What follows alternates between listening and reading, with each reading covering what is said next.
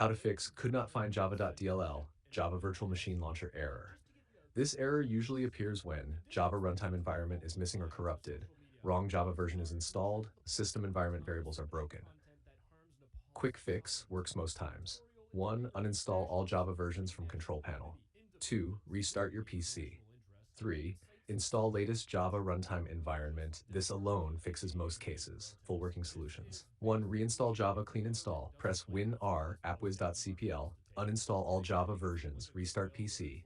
Download and install latest Java. Removes corrupted files like java.dll. Java 2. Install correct version. Important. Some apps like Minecraft need specific versions. Java 8, older apps. Java 17 plus, newer versions. Wrong version equals launcher error. 3. Fix environment variables. 1. Search environment variables. 2. Under system variables, path. 3. Add. You can see the code in our conversation history. Adjust path depending on your install folder. 4. Set Java home, add new system variable, name Java home value. You can see the code in our conversation history, required for many Java apps. 5. Run as administrator, right-click app, run as administrator, fixes permission issues. 6. Check 32-bit versus 64-bit. Install Java matching your system. 64-bit Windows, 64-bit Java mismatch can cause DLL errors. Char 7.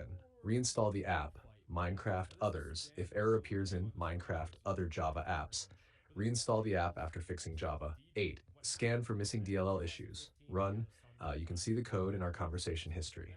Repair system file corruption. Most people will miss multiple Java versions conflicting, corrupted path variable, antivirus blocking Java, portable cracked apps missing dependencies.